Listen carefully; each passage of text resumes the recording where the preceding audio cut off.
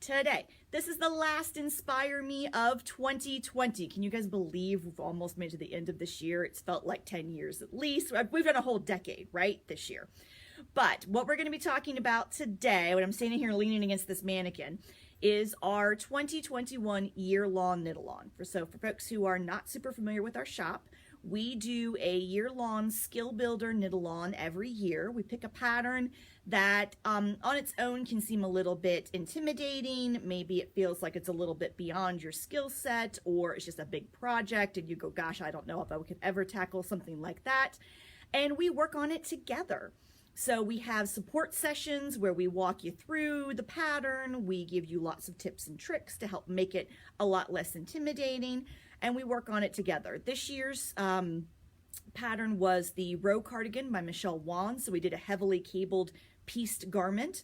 We've done the Ramblin' Woman sweater by Caitlin Hunter. So that was all about color work and steeking. People actually cut their sweaters, guys. It was amazing.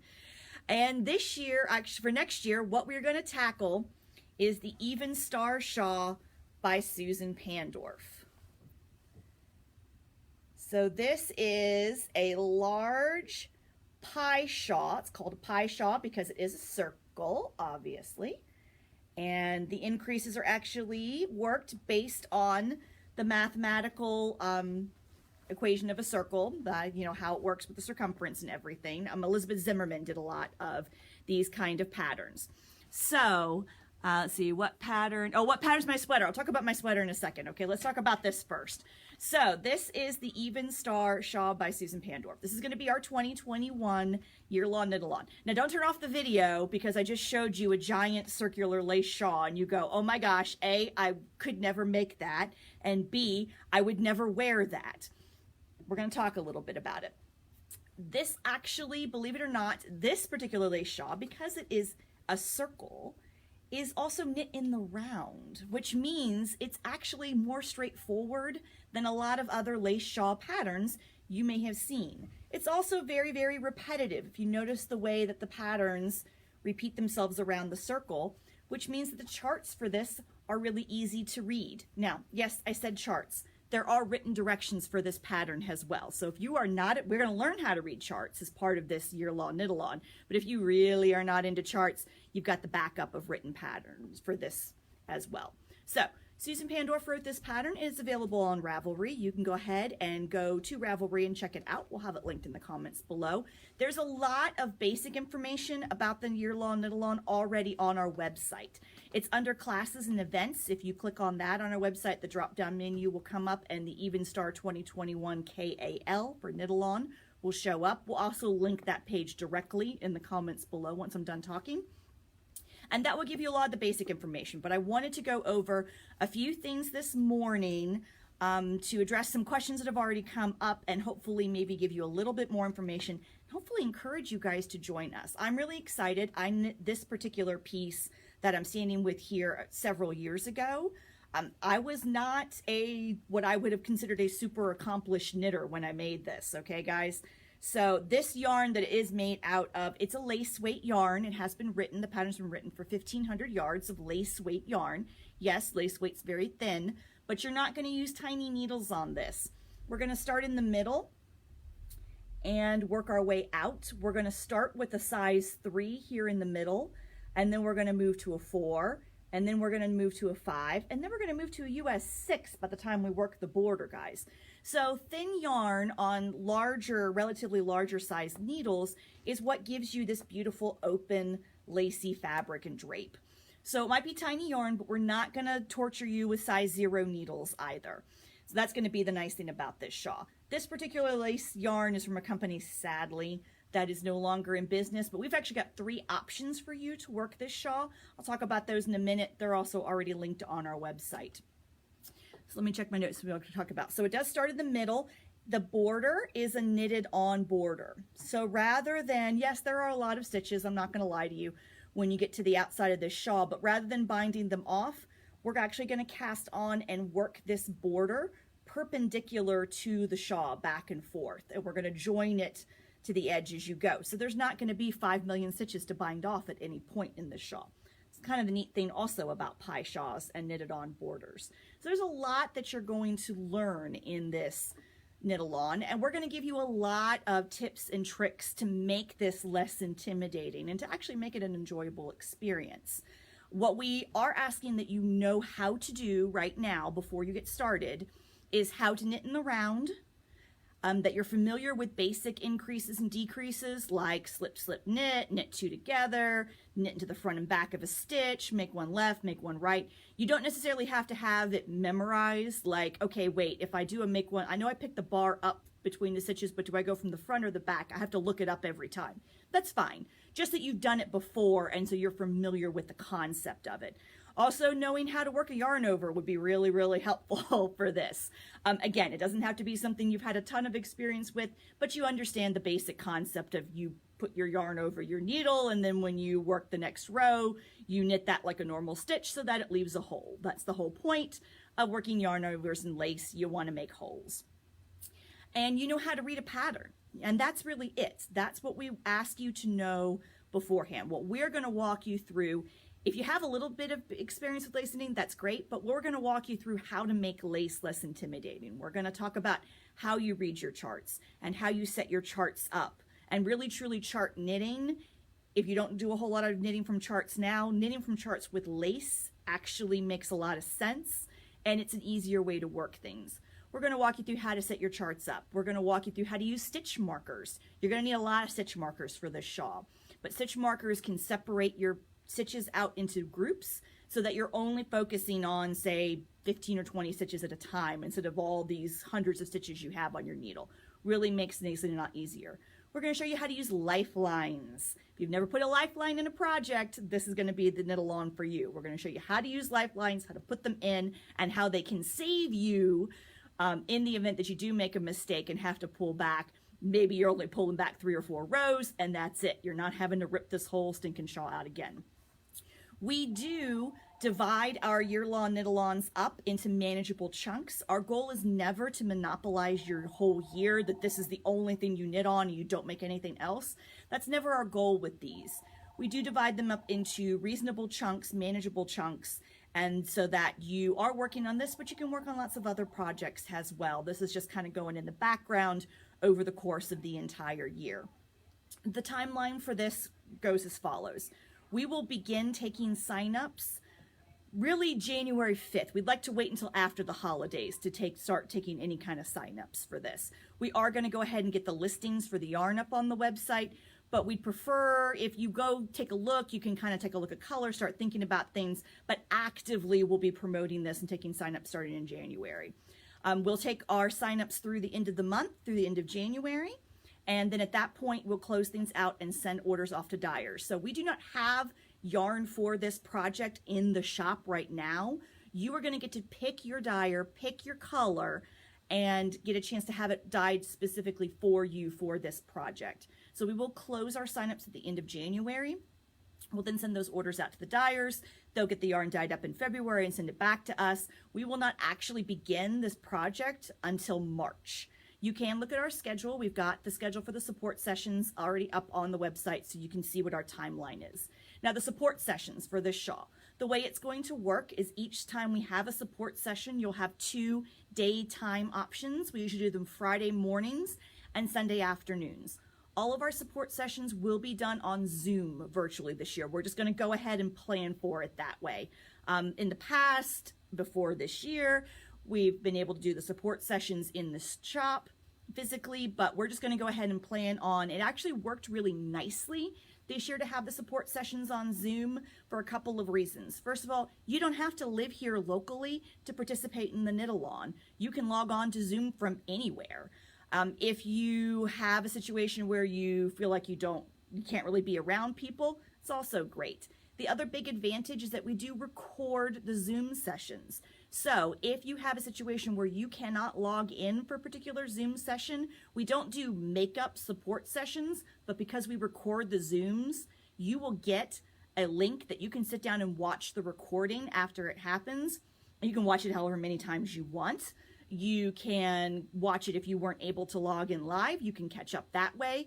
And then actually we can hang on to the support sessions well into the following year. So there are some folks who are still working on their rose sweaters. They're probably not going to finish by the end of the month, and that's totally fine. If they don't finish until next June, it's totally fine. They still have access to those Zoom support sessions, and they can go back and watch them when they get to that section of the sweater, no matter when it happens. So we've really been pleased with how it works on Zoom. We do a multiple camera setup when I do the support session, so you can see my face, you can also see my hands. I bought a really cool rig yesterday that I can do really good overhead shots. I'm very excited for this support session. So all the support sessions will be done virtually. Like I said, typically Friday morning, Sunday afternoon, they're exactly the same material. You don't have to sign up and tell us which one you want. You just log in. You'll have a link. You'll get an email the week before with a link that takes you straight to the Zoom room. You don't have to have anything, any app or anything downloaded if you don't want to. You can just click that button and be taken straight there when it's time for the support session. And you can just pick whichever one works better for you and your schedule. All right, so let me talk real quick about beads. So this shawl, this sample, if you've seen it in the shop, does not have any beads in it because at the time I was not a big bead knitter, so I didn't put any beads on it. So you can see it's just as beautiful without beads. You don't have to use beads. The pattern does have an option written into it where you bead this entire knitted on border. If you choose to do that, you will need approximately 3,000 beads. Don't turn off the video because I just said the word 3,000 beads.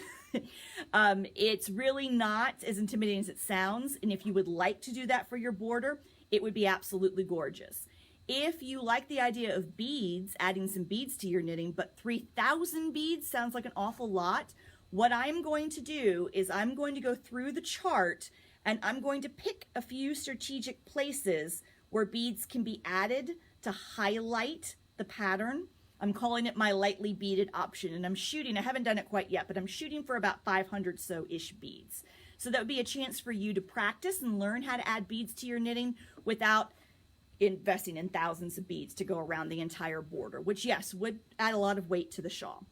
I'll talk in a second why that might not be a bad thing. You do not have to have beads right away. In fact, I would discourage you unless you already do a lot of beaded knitting and have a source for beads that you really like. I would discourage you from buying any beads until we have our first support session.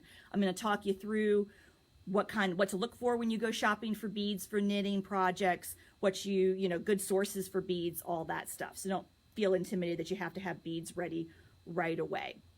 Like I said, you've got 3 yarn choices. I'm not going to go into them. They're all on the website, but the yarn will be dyed specifically for you starting in February. Let me flip my thing up real quick. You are going to be able to pick whatever color you would like, but it would be best to pick a semi-solid or tonal color just because you're going to be doing a lot of work to create these beautiful patterns. And if your yarn is too busy, like say you pick something like this, if your yarn's too busy, you're going to lose some of that lace patterning. So you're going to want to stick to a semi-solid tonal color.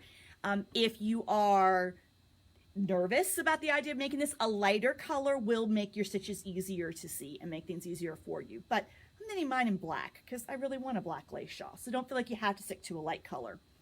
Real quick, let me talk a little bit about, if you're still, oh wait, Debbie says, got a question. The cast on, what kind of cast on is used to begin the shawl? Emily Ocker's magical circular cast on, which I will walk you through in the second support session when we cast on. Really, you can use any circular cast on method for this, but I used Emily Ocker's and I really like it. I think that's what Susan recommends in the pattern. Yeah. But again, we will cast this on together, okay? The cast on is one of the trickiest bits, really, truly, of the whole shawl. We're going to do it together, so don't worry about trying to do that yourself. Real quick, if you're still thinking to yourself, well, this is a gorgeous project, but what would I do with it? Because I know I can't wear something like this. Let me walk you through real quick a couple of ways that you can wear this shawl.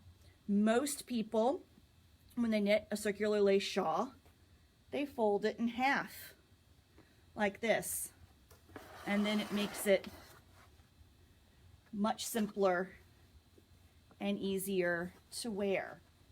Do that. Can you talk about the diameter also? The diameter, when it comes blocked out, it blocks out to 62 to 64 inches. All right, that's the diameter. So this would be really beautiful, just simply wrapped around like that, We have lots of great shawl pin options. The magnetic shawl pins would be really beautiful. So fold it in half and suddenly it becomes much more manageable, and it's really warm this way too, which is nice. I oftentimes end up making kind of a poncho-ish situation. And yes, I've worn this to the grocery store before. I made that comment in the podcast, and it's really true, I do it. But I usually roll up the edge a little bit to create a collar and then drape it like this. And now it's become kind of a poncho, but you can see more of the style. And once again, a shawl pin or a magnetic closure up there makes it really nice. So there's lots of ways that you can really truly wear this. I've seen people tie it around themselves like a skirt. That would be really pretty as well. And even if you think to yourself, gosh, I'll never wear this. Debbie's making hers as an heirloom piece. This is going to go to her granddaughters and her grandson's future wife, so that it can be used by all the kids when they get married as either a wedding shawl, or I've seen a lot of people use this as a veil. They take the edge, pin it up underneath their hair. This would also make a lovely tablecloth. I know it sounds kind of strange, but I think it would be really, really pretty as a tablecloth, or even an art piece. Guys, you can buy, if you've been into our shop before, you see we have a quilt somebody made for us, and it's on a rod with rings that have little hooks on them. You could get a very similar setup, what's used for quilts, and you could hang this on your wall as an art piece. We had somebody suggest you could take a hula hoop and spray paint it like a pretty metallic color or matte black or something, tie this shawl into the hula hoop, and again, hang it on your wall. So there's lots really truly of options that you could use this for, even if you think, I don't ever wear lace shawls. I'd argue that you can probably find times and places to wear it, or you can do other things with it.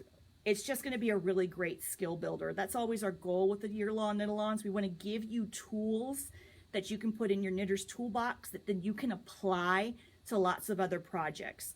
Chart reading, lifelines, how to use stitch markers effectively. We're going to talk about all these things. And so we really hope that you'll join us for next year. It's going to be a lot of fun. So said most of the information's on our website. If you have any other questions, feel free to ask them under this video, or when we put it on YouTube, ask us that way. Give us a call at the shop. I'm here typically Tuesdays, Wednesdays, Fridays. You can give me a call then, shoot us an email. We can do it that way if you have questions. But yeah, my sweater is called Zoetic by Tiff Nealon, Z-O-E-T-I-C, like poetic but with a Z. I'll put the link in the comments below so you can find it. I talked about this on our first episode of our podcast. This is So Not a Podcast, which you can find on our YouTube channel if you want more details about it. Do I have any other questions? I don't think so. Let me... No, there was no other questions. No other questions.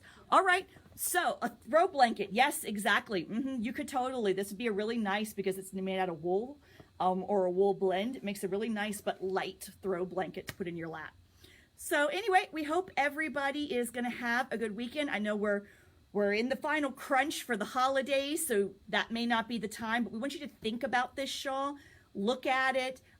Go ahead and download the pattern off of Ravelry. It is a paid pattern, but we can do it. It is available for in-store purchase. So if you want to come into the store, we can always purchase it and print it for you. But take a look at the pattern, take a look at the information on the website, the options we have for yarn, and start thinking about it. You have, like I said, until the end of January to sign up. So don't feel like you've got to commit right now, but we want to take this time to answer any questions you may have. So have a wonderful weekend. Again, this is the last Inspire Me for this year, because we will be closed the next 2 Fridays, December 24th through the 26th, December 31st, and January 1st. So we'll be back in the new year with our Inspire Me Fridays, and the first one might even end up being about our hats on make-along. You may have seen that talked about in our podcast and in our newsletter. Sign up for our newsletter. Comes out on Monday afternoons. Keeps you updated what's going on in the shop. Everybody have a great weekend, and I will see you next time.